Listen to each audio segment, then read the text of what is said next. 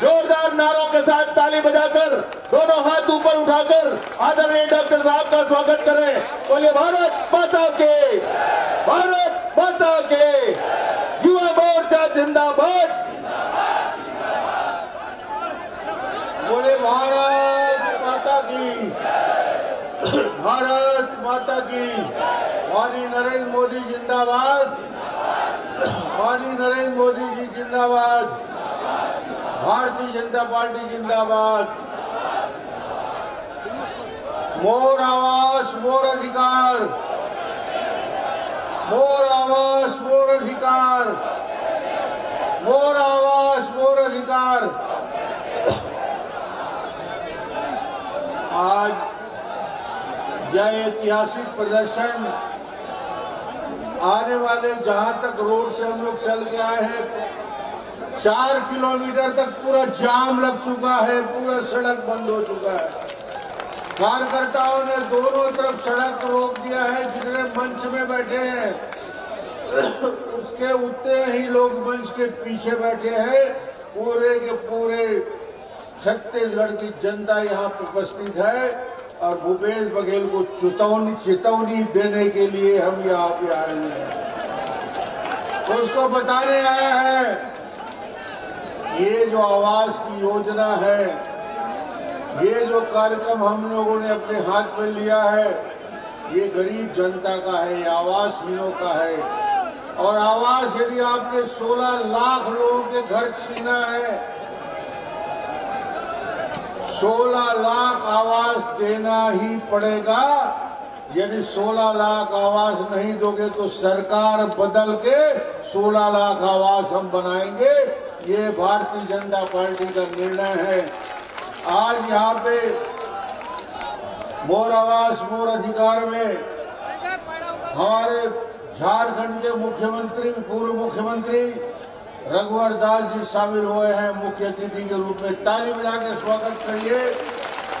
माननीय हमारे राष्ट्रीय उपाध्यक्ष प्रभारी छत्तीसगढ़ ओम माथुर जी का स्वागत करिए दोनों हाथ उठा के। हमारे प्रभारी नितिन नवीन जी, इनका भी स्वागत करिए तालियों के साथ। प्रदेश अध्यक्ष अरुण साव जी, यहाँ उपस्थित विष्णुदेव साय जी, नारायण चंदेल जी, नेता प्रतिपक्ष, सभी सांसद, विधायक और सभी हमारे साथी। मैं तो ये कहना चाहूंगा कि ये सरकार झूठी सरकार है और छत्तीसगढ़ ही नहीं, देश में यदि सबसे ज्यादा कोई झूठा व्यक्ति है, मुख्यमंत्री के नाच में भूपेश बघेल है। सबसे बड़े लबरा कौन? पीछे वाले नहीं बोल रहे हैं। सबसे बड़े लबरा कौन? सबसे बड़े लबरा कौन? लबरा ये वजह से कल पेपर में ही झूठ बोले। वो बोले कि मैं आवाज देना चाहता हूं, केंद्र सरकार रोके है। ये 3 चिट्ठी मोर पास है। ये 3 चिट्ठी जेकर से मालूम होते कि भूपेश कितना बड़े लवारी बोले हैं। एक चिट्ठी नरेंद्र सिंह तोमर के है, जिन आवास के लिए चिट्ठी लिखे है छत्तीसगढ़ सरकार ला कि अपना हिस्सा जो मकान का देना है वो अपना हिस्सा दे दो तो छत्तीसगढ़ के आवासहीनों को आवास मिल जाएगा। दूसरा पत्र लिखा है गिरिराज सिंह जी केंद्रीय मंत्री ने, उन्होंने फिर से कहा है कि आवासहीनों का आवास 7,81,000 का लक्ष्य आवंटित हुआ है। ये दिल्ली की चिट्ठी है, दिल्ली के केंद्रीय मंत्री की चिट्ठी है। उन्होंने पत्र लिखा है 7,81,000 का लक्ष्य केंद्रीय मंत्री बोल रहा है आवंटित हो चुका है, अपना हिस्सा दे दो भूपेश बघेल तो गरीबों की आवास मिल जाएगा। तीसरा पत्र टीएस सिंहदेव का है, बाबा साहब जो मंत्री थे और पंचायत ग्रामीण विकास से इस्तीफा दे दिया। क्यों इस्तीफा दिया? उन्होंने भूपेश बघेल को चिट्ठी लिखते हैं टीएस सिंहदेव, उनका पत्र है आवासहीनों का सहारा बनाने के लिए आवास बनाना है। मुख्यमंत्री से कई बार चर्चा करने के बाद गरीबों के 8 लाख आवास नहीं बनाए जा सके। और 8 लाख आवास नहीं बनाए जाने की वजह से दुखी होकर उन्होंने कहा है कि मैं पंचायत ग्रामीण विभाग से इस्तीफा देता हूं। ये सरकार का मंत्री का पत्र है। ये 3 पत्र से मालूम हो सकता है कि भूपेश कितना बड़ा लबड़ा बोलने वाला है। लबारी बोला गरीबों के साथ, नवयुवकों के साथ 2,500 रुपया बेरोजगारी भत्ता देने की बात करने वाला भूपेश बघेल, पूरी शराबबंदी की बात करने वाला भूपेश बघेल आज कर क्या रहा है? छत्तीसगढ़ में लूट, डकैती, भ्रष्टाचार, बलात्कार का राज फैला हुआ है। चारों तरफ लूट है। कोयले पे 25 रुपया की खुलेआम दलाली यदि कोई खा रहा है तो भूपेश बघेल खा रहा है। हर टन 25 रुपया। ईडी और सीडी के छापे में इनके अधिकारी जेल में हैं।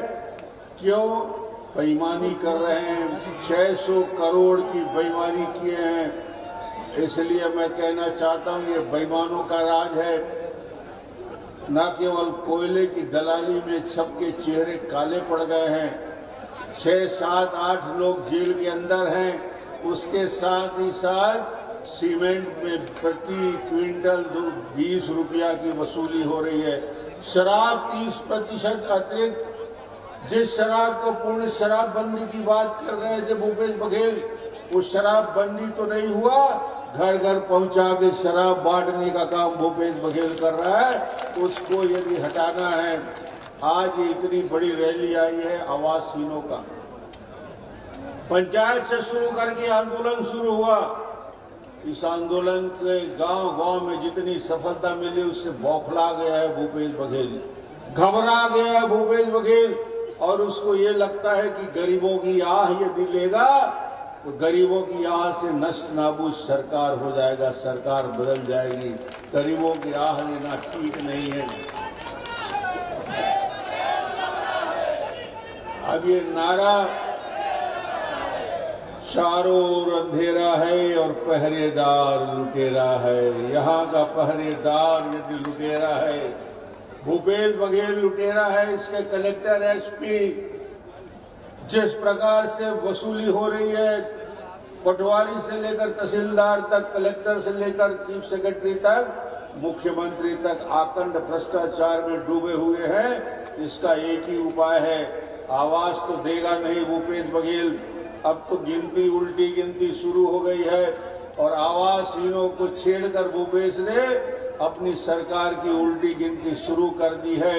सरकार को जाने का समय आ चुका है और आज जो आक्रोश दिख रहा है, जो भीड़ दिख रही है, पूरे शहर के अंदर आवास की चर्चा है। मुझे लगता है जब इनका नेता राहुल गांधी कहता है मेरे पास आवास नहीं है,